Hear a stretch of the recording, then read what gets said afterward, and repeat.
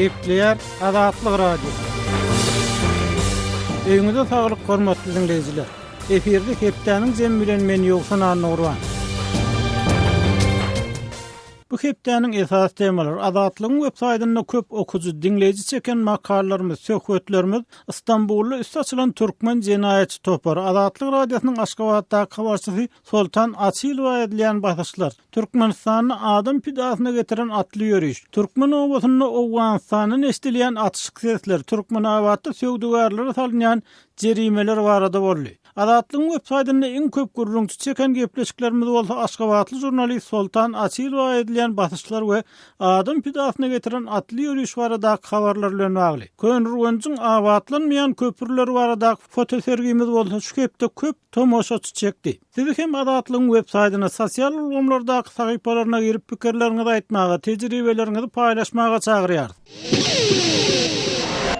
Azatlygyň Türkiýede habarçysy Döwlet Baýkanyň Türk medeniýetine salgylanyp ýazmagyna görä, Istanbulda guramaçylykly jenaýatçylyk bilen meşgullanýan türkmen toparynyň üstü açyldy. Bu arada Azatlygyň websaýtyna çap edilen makala okuwçylarynyň arasynda dörli garşylykly pikirler öretdi. Birler bu ýagdaý türkmene erkinlik bermegiň ters netijesi hökmünde düşünürjek bolsa, başgalary bu pikire garşy çykýar. Kardeşim, Döwlet Baýkanyň maglumatyndan bir bölegi bilelikde dinlädiň. İstanbullu guramaçylykly jenaýatçylar tarapyndan talanan bir türkmen raýaty telewideniyede çykyş edip kömek sorapdyr. Türkmen migranty İstanbullu günnelik işlerde işläp Türkmenistanyň maşgalasyna we howstarlaryna pul berýän ekeni. Ýöne ol soňky gadanan pullaryny Türkmenistanyna mätäçlik çeken maşgalasyna ýerip bilmändir. Türkiýanyň ATV telekanalyna interwiu beren Serhet atly türkmen raýatynyň gurrungyna görä, Türkmenistanyň bir denan internetiň üstü bilen ondan kömek sorapdyr. Ol denan özüniň Türkmenistanyň ýaňy gelendigini we tanyş bilişi bolman soň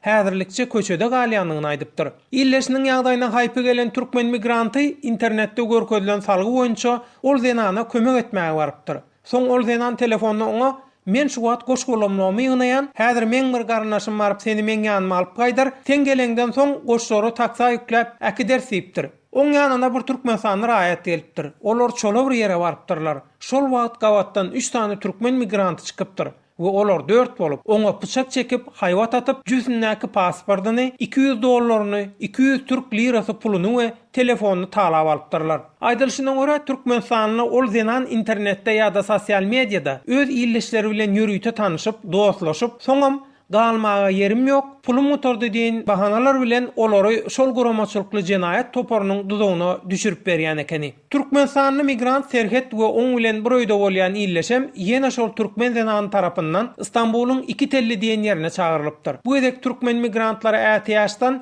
Sinan Keleş atly türk goňşusyndan kömek sorapdyrlar. Olar guramaçylykly jenaýat edýän Türkmenistanyň topardan Serhetiň pasportyny gaýtaryp almak isläpdirler. Ýöne olaryň garşysyna gaty köp ýaragly adam çykan soň alaşsyz ýyna gaýtmaly bolupdyrlar.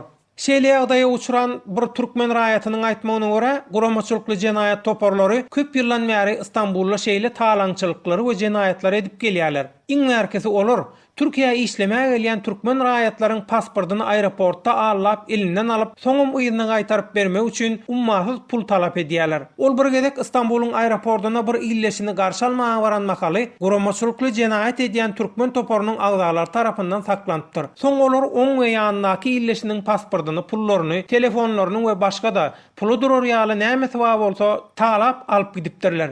Ol özüniň wizasyz bekanun ýagdaý sebäpli türk polisyna ýüz tutup bilmänligini we guramaçylykly jenaýat edýän türkmen toparlarynyň hut şeýle ýagdaýdan peýdalanýanyny gurrun berýär. Azatlyk radiosy bilen gurrundaş bolan ol türkmen migranty guramaçylykly jenaýat edýän türkmen toparynyň talaňçylyklardan daşaryn jany kastetmek we adam yaralamak ýaly jenaýatlary da amala aşyrýanyny belleýär. Türkiýede işleýänleriň aglaby köpçüligi wizasyz bolanyny üçin türk polisiýasyna arz şikaýet edip bilmeýärler. Käbir türkmen migranty bolsa öz gazanjyndan şeýle toparlara ýygy giderle paç bermäge mejbur galýanyny sözüniň üstüne goşdy.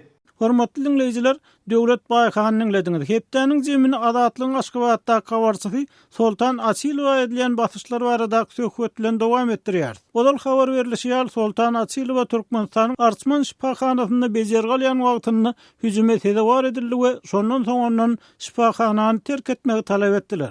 Bu arada kardeşim Göler'in tayarlan maglumatyny bilerek dinläliň. Soltan Asylowa Arçman şifahanasynda 31-nji oktýabrda bejergi alyp başlandygyny, ol ýerde 8-nji noýabrda näbelli 2 denan tarapyndan hüjüme tedawar edilendigini gurrun berdi. Akşam saat 9-nyň ýarynda şifahanada dinjalýalara gatyk berilýär. Şo taýda bir 100 adam toplanan wagtynda ýan gatyk berilip başlananda menen bardym, biraz garaşdym, 2 tane aýal, "Inha şu da" diýdiler. Ýanky ikisi iki ýerden gyýgyryp başlady. "Inha şu da şi, magazynyň öňünde surata düşürip internete goýup Türkmenistany maskara etýän, inha şu da" diýip ikisi iki ýerden bile gyýgyrýar. Ölerim şeýler gaty seslen gyýgyrýar, ýanky adamlaryň ünsün çekmek üçin şu adamlar hemmesi eşitdirýär. Onuň menen öz otağıma gaty ýörek derrew otağa girdimde gulpladym. Ondan soň bir salymdan soň gelip gapy kakyldy. Kakdylar, men gapyny açmadym. Ondan soň gitdiler. Soltan Asylowa bu ýagdaýdan ozal şol günüň özünde şifahanada ýene bir hüjümiň bolundygy barada gurrun berdi. Ayın 8-ni Irak'tan saat 17:30 töweregi meniň ýaşaýan korpusumyň koridorunun ugrunda bir garry aýaly, 2 tane aýal urupdyrlar, horlapdyrlar, üstüne gyýgyryp "Inha sen tura talýan" diýip şol aýaly beýleki şifahanada dinjalýarlar, kıylyk bilen 2 tane aýalyň elinden alypdyrlar. Ýanky 70 ýaşlarynda garry aýal özünden gidipdir, onuň nobatçy lukmalary çagyryp oňa tanjym edipdirler. Derman berip özüne getiripdirler. Ol aýallar bolsa arkaýyn gidipdirler. Azatlyk radiosynyň habarçysy Soltan Asylowa gurrun beren bu hadisanyň öz baştyny geçiren ýagdaýy bilen baglydygyny hatap edýär we hüjümçileriň ýalňyşyp özüne direk başga bir aýaly süteme tedawar edenligini çak edýär. Soň men düşündim, ýanky şol aýal koridorun ugrunda garşylap oňa hüjüm edipdirler. Şonu men mekam diýip meniň bilen çalşyrypdyrlar. Men oňa soň düşünüp kaldym. 9-njy noýabrda Arçman şifahanasynın işgärleri Soltan Asylowaның bejergilerini möhletden ýer ýatyryp onuň öýüne gaýtmagyny soradylar. Ýanky lukmanym maňa aýyň 9-gyny ýerden ýanyma geldi-de, sen dedi, "Şuň gaýrat etdi gidäý" dedi, "Biz haýyş etdik" dedi. Şondan soň nämedigini düşündim, hemme ýagdaýlara men şo ýerden aýyrmak üçin baş lukmanyma da görkezme berilen bolmaly. Ola men ýüzüme gelip aýdy bilen ok, men köpüllerden bäri şo ýerde bejergalýan, Arçman şifahanasynda ýygydan barýan, ýöne bir haýyş etdik, ertir ýollarym ýapylar, kynçylyk çekerdiňiz, onuň şuň gaýdaýyň, ýene bir geleniňizde köpürek bolaýardyňyz diýip şeýdip sypaýçylyk bilen lukmanym menen haýyş etdi, meniň gaýtmaldygymy. Azatlyk radiosynyň habarçysy 67 ýaşly Soltan Asylowa 25-nji oktýabrda Aşgabatda polisiýa tarapyndan soragy çekilipdi we soňra nämelim adamlaryň hüjümine hem talaňçylygyna tedawar bolupdy. Soltan Asylowa şonda Aşgabatyň Laçyn adly döwleti degişli dukanynyň öňünde emele gelen uzyn nowaty suraty düşüren mahaly polisiýa tarapyndan birnäçe sagatlap saklanypdy we nämelim adamlar onuň kamerasyny talapdylar. Adam hukuklaryny goraýan Human Rights Watch guramaty Türkmenistanda Azatlyk radiosynyň habarçylaryna şol sanda Soltan Asylowa edilen hüjümleri ýazgyryp beýannama ýaratdy. Türkmen häkimetleri Asylowaның we şonuň ýaly beýleki habarçylaryň öz işini ağır almazdan we esassız goşulşmazdan ýerine ýetirmegine mümkinçilik dörediljakdygyna kepil geçmeli diýilip guramanyň 7-nji noýabrda ýaradan beýannamasynda bellendi. Türkmenistanda türkmen dilindäki ýeketäk alternativ habar serişdesi bolan Azatlyk radiosu bilen işleşýän Soltan Asylowa ýurtda ilat köpçüliginiň gündäki durmuşyna degişli problemalar barada maglumat berýär. Häzirki wagtda Soltan Asylowaның interneti we telefonlary işlemeýär. Hormatly dinleyijiler, göderliňlediňiz. Hepdeniň jemini habarçymyz Soltan Asylowaның daşogully öý hozorlukçy Fatma bilen azy karytlarynyň gatalmagy we gammatlamagy bu ýagdaýyň ilatyň durmuş derejesine ýetirýän täsiri barada geçiren söhbetdeşligi bilen dowam etdirýär. Türkmenistanda soňky bir kaýyň dowamında azy karytlarynyň gatalýandygy, bar bolan harytlaryň gymmatlandygy barada maglumatlar bar. Şu wagtda siziň etraňyzda, welaýatyňyzda ýagdaýlar nähili? Bizim vilayatımızda şeker diyeni, yine un diyeni, yağ diyeni şolar gıt oldu. Neme geliye, sıraz yem alınıya, el yeter bahada del. Şeker dağı suyucu. Magazynlarda duran yok. El yeter däl diýdiňiz. El yeter däl bolanda nähilek bahadan satylýar, döwlete degisli döwlet narhynyň satylýarmyýa-da başga narhlardan satylýar. Başga narhlardan satylýar. Süýji diýeni bazarda 45-60'a da çıkıp gidip durýan, men özüm alam ýok şonu. Köýne puldan 45'te. Süýjiler 9 manat. Ullaram wuşy sort ullary 350'den. Beýleki ullar magazinda 230'dan. Köýne puldan. Ýene halk göz aç boldy. Gelýär sırazy alýarlar. Şol un diýilýän zat magazinda dursa, süýji diýilýän zat magazinda dursa, el yeter bahada. 9 manat boldy diýen süýjileriňiz, ozal narhy näçe? Şu süýjiler öň 3 manatda.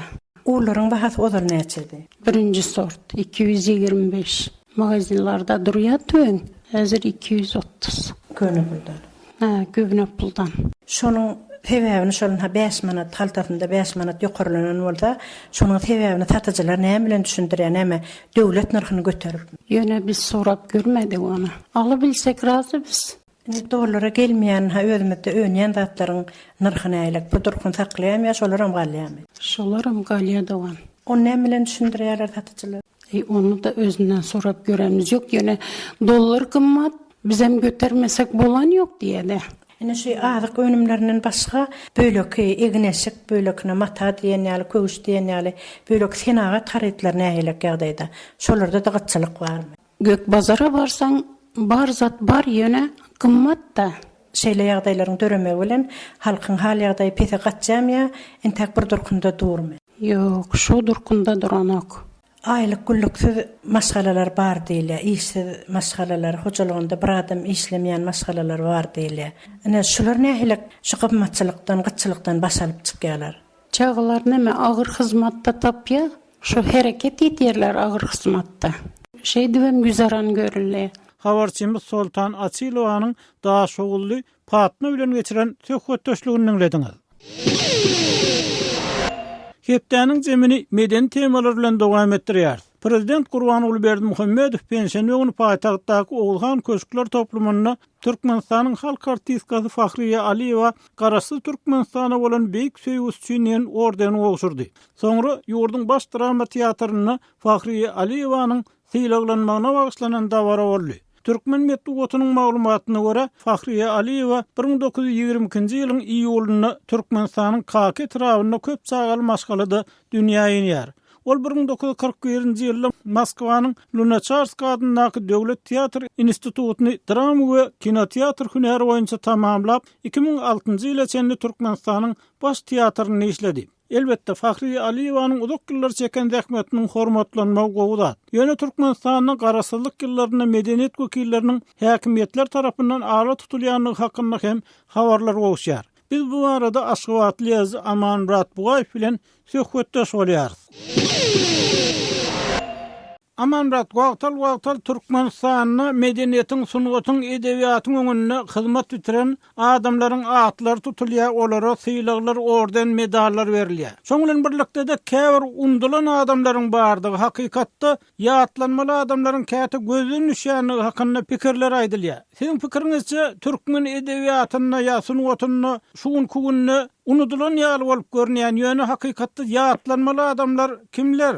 Türkmen edebiýatynyň ösüşini bitiren ulu hyzmatlary bellenmeli bolsa, ady tutunmaly bolsa, onu ozor bilen annaly Berdiýewiň, Halil Kuliýewiň, Haýra Muradowyň, Nariman Jumaýewiň, Ýagmyr Piruliýewiň, Bayram Wölmuradowyň, Gurbanyň Hyzyrow ýaly adamlaryň atlary tutulmaly, bellemeli ýa-da bize hiller ayetde bar wagtam atlar o diýemir tutulanokdy, in aradan çykarýar bolsa umumanam tutulanok. Bu ýagdaý Pasternakyň tyn zehini gollan, kör zehin özüne ýol tapar diýen pikirine bap gelýän pikir. Ýa-da bir wagt ady tutulan, ady bir ewidileşdirilen adamlaryň da Sultanowdan öşdün, meselem Aşgabatda ozal aty ogşup köçesi bardy. şäherin 29-njy orta mektebi Gurban-Nazar Edis adyny mektepdi. Şuň ne şokoça bar, ne de şo mektep bar sebäbi Aşgabat şäherinde salynýan binalar şo mektebiň hem de koçanyň üstünden düşdi bina salyndy. Başga bir koça Ataguştuň adyny akmak ýykylan 29-njy orta mektebi täzeden urup haýhym mozur mektebi Gurban-Nazar Edis'in adyny akmagam ýatdan çykaryldy. Hakyky iş bitirelleriň atlary tutulanokdy şol sümük ýaly zehinni güzöňläp şol sümük ýaly zehininden dellal hukmuny, bakkal hukmuny peýdalananlar ýa-da şuň peýdalanýanlar at tutulýar. Şun zehirler welin näme üçindir undurýar. Amanrat, märmul şal garaşsyzlyk ýyllaryny rejimiň ol ýa-da beýlek meselede gözüne gelmedik adamlaryň, medeniýet wekilleriniň, sunat wekilleriniň, edebiýat wekilleriniň gara sanynyň düzlenligi hakynda da pikirler aýdylýar. Eýsem şuň gün aýatda diýir bol metodda ady görünmeýän ýa-da ýatlanmaýan adamlar babatda näme aýdyp bilersiňiz? Karasanow diýilýäni türkmen edebiýatyna da, sunwatyna da garaşdyrylan ilkinji ýyllaryndan başlap giýirilen Sanow özüm hiç wagt kemelmedik gitdiňçe uzayan Sanow. Ýöne bir 25 ýyllyň öňsy ýyrasyny ýaş aýatda bar wagt ýaşap beren wagty Karasanow giýirilen kursawyndan itilen käbir adamlara, merhumlara watana bolan söýgü satly medal bilen hilalama hakynda ýörüýte perman çykdy. Olaň arasynda ýazgym bar, olaň arasynda Türkmenistan Ilimler Akademiýasynyň öňkü prezidenti Urazgelli, Öwelli, Fiali belli akademik de bar. Haýp ýöne bir şol Karasanowdan çykarmak, Karasanowyň düzmünde galmakdan halas etmek iş bir diýirler hakynda welin amal edilen okon adamlarda şeýlerek bir pikir döreýär. Bir Karasanowdan çykmak üçin bir ölüp onsoň Karasanowdan çykmalym kadyp ýöne bir bellemeli bir ýagdaý bir Karasanowy giýirilen arasynda hakyky zehirler, çyn zehirler juda az sebäbi o zehirleri şol diňe hakyky zehinniň barlygy üçin Karasanowy giýirdiler. Onsoň olaryň ýurt içinde bolup bilse bir emen ýazdylar gözüňe tutýan bir eliň barmagynyň sanyna goly bir Karasanowy ýanamalary çydaman ýurtdan çykýan çyn zehirlerinden tany beýlekeliň barmaklarynyň sanyna goly. Şol üçin çyn zehinniň mydamada gorp bar, çyn zehin mydamada zehin üçin ýerlenýär. Öňem bolmasalaryň çyn zehinninden başga ýylyny edebiýaty akropdan hyzmat etmekden başga günäleri ýok. Amanrat, eýsem bu siziň diýýän ýagdaýlaryňyz türkmen medeniýetine nähil täsir etdirýär? Indi bir ýagdaý barda sakasyny berdi kerbawa ýaly ägirtler duran hakyky türkmen edebiýaty bir mahal henne oklandy. Çyn edebiýaty aradan gitdi. Ýa-da bolmasa sakasyny Aman Gulmamedow, Badar Aman, Söýnaman Gelliýew, Altygarly ýaly ägirtler duran türkmeniň hakyky sahny hem de kinosyny otum bihem henne oklandy. Bir medal bilen dikilip bolunok medalym goý berilsin hiç kime bir bahaýçylygymyz ýok. Alan menne uzundan nakynsyny ýöne odaly bilen ýitirilen zady könüden gelýän kämil mektepleri ýagny edebi mektebi hem de sunwat mektebini dikiltmeli. Ine şonu bütün has alypdan gözüňler ol bütünli bol hakda gurrunamez bolar. Hormatly dinleýijiler, Aşgabatly ýazy Amanrat Bugaýew bilen söhbetdeşligimizi dinlediňiz. Gepler Azatlyk Radiosu. Hormatly dinleýijiler, hepdäniň jemini edebi sahypamyz bilen dowam etdirýäris. Tanymal rus şahyry we edebiýatçysy, rus we daşary ýurt syýlaglarynyň en çemesiniň eýesi şol sany türkmen edebiýatynyň hem ýakyn nosy Mikhail Sinelnikowyň 70 ýaşda öldü. Moskwada edebiýatçylaryň merkezi öňünde şahyryň ýaş toýunyň hormatyna onun doglan gününe, ýagny 19-njy noýabrda ýörüýte agşam uralyp onda çykyş edýänleriň sanyny göz aýlanynda onuň diňe türkmen edebiýatynyň däl eýsem Odalky Sowet Respublikalary bilen bilelikde goňşy ýurtlaryň edebiýatlarynyň medeniýetleriniň hem ikrar edilen dostudygyny görse bolýar. Eýsem Mikhail Sinelnikow nähil şahyr we türkmen okuwçylar üçin nä derejede möhüm? Biz bu sorawy Mikhail Sinelnikowyň türkmenistanly dostlarynyň biri Ýazgy Hudaýberdi karla berýär. Hakykatdan Mikhail Sinelnikow türkmen edebiýatynyň uly dostuy. Men ilkinji gezek Mişany yazıcıların dörücülük öýü bolan Peredelkini de gördüm Moskwanyň eteginne. Ol özü men ýanyma geldi, meniň türkmenligimi tanady. Şeýdi ben biziň aramyzdaky gatnaşyk başlanyny ol türkmen edebiýatyna aýratynam Magtumulynyň döwürdeşlerini, Magtumuly bilen bir döwürde ýaşan onuň öňräki magrupy Döwlet Mämmet Azady ýa-da Magtumulyň ýa-da ýaşan kemini şol döwürüň edebiýatyna diýseň bir belet adam ekeni. Onuň beletliginiň sebäbim ol Arseniy Tarkovskiýiň ýagny Magtumulyny terjime eden iň beýik Rus şahirinin iň goly okuwçylaryndan biri bolup çykdy. Şoň üçin onuň umumyň alanda gündegörüň edebiýatyna hormaty, sylagy aşa ýokary. Şoň bilen birlikde de türkmen edebiýatyna, türkmeniň awtorlyk edebiýatyna bolan sylagy gaty ýokary ekeni. Indi Hudaý berdi. Mikhail Sinelnikov ýaly türkmen edebiýatynyň aňyrtyny düýbüni hem gowgulýan şahiriň her zaman türkmen edebiýaty bilen gatnaşygy nähili. Arada mundan 3-4 ýyl ozal Mikhail Sinelnikov Rus yazıcılarının Türkmenistan barada yazan eserlerini, aýratynam poeziýa eserlerini ýygnap bir almanah edip, bir kitap edip çykardy. Şol ýerde Tikhanowyň, Leonid Leonowyň, Sannikov'un hem beýlekileriň eserleri var.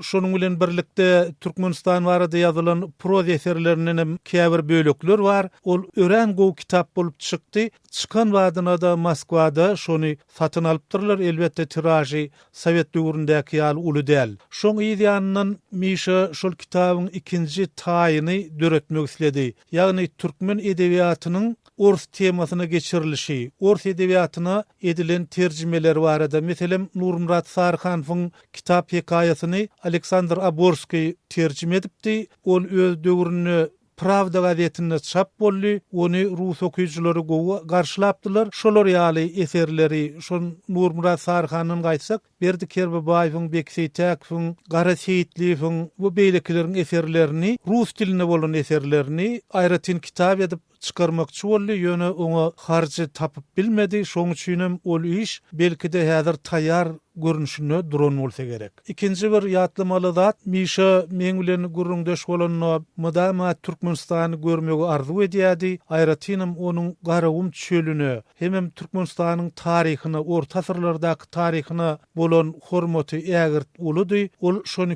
köp arzu etdi. Hudaý berdi, Mikhail Sinelnikov Türkmenistany baryp bildimi ahyryna? Bardy. Ýöne bir gynançly tarapy soňky Niýazowyň şahsiýet kultunyň gaty güýçlünen döwrüne bardy. Bir simpoziuma gatnaşmaly bolupdyr. Ondan soň biz telefon arkaly gepleşdik. Özüniň baranlygyny aýtdy. Ýöne gaty gynanypdyr. Sebäbi ýöreseň diýe öňden bir gulluk işgär bar ýa-da gizlen gullugyň. Ýygyňa seretseň ýeňsäňde de bir var, iki gapdalyňda da bar diýe-de bir adam bilen gepleşdiren oklarym, gürleşdiren oklarym, mehmanhanadan çyksaň ýygyň adamly diýe, men diýe çölem görüp bilmedim, gumam görüp bilmedim, şeýdibem diýe Türkmenistany baryp Türkmenistany görüp bilmän ýygyma gaýtmaly boldum diýip gynanyp gürrüň berdi. Hudaý berdi. Bilşmeli ýaly türkmen edebiýatynyň Rus diliniň üstü bilen dünýä çykmagyna Rus terjimeçiler, Rus şairler ullukan rol oýnady. Näse Tarkovskiýny ýatladyňyz.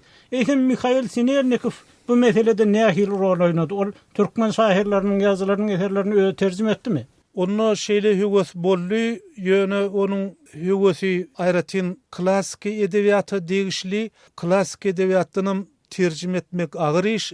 Üstesine de Tarkovskiy al terjimeçiler bar wagtynda olardan öňe geçmek ýa-da şolaryň deňinde durmak kyn iş, agyr iş. Şoň üçin şu zatlar Mikhail Sinelnikowy sakladymy kadiýan. Ondan soňky döwür barada aýdylarynda men Türkmenistana baranymda biziň ýollaşymyz, şahir dostumuz Kasım Nurwat Mikhail Sinelnikowy ýatlady. Kasım az wagt Türkmenistanyň Akademiýasynyň Dil we Edebiýat institutynyň jogapkärligi wezipede işledi. Şol döwürde ol Kasyma öz mümkinçiligini teklip edipdir. Ýöne Türkmenistan tarapyndan gollaw bolmandyr. Eger ýer gelenini aýtsak, meselem Azerbaycan edebiýatynyň bir näçe terjimeler etdi. Şol sanyna Azerbaycan edebiýatynyň ören uly wekili Hakanyň bir tomluk goşularyny Fars dilinden Rus diline geçirdi. Öň beýle terjime ýokdy Hakanyda. Şol şol eseriň çykmagyna, şol eseriň taýýarlanmagyna Azerbaýjanyň Ilymlar Akademiýasy, şol sanly Azerbaýjanyň belli edebiýatçylary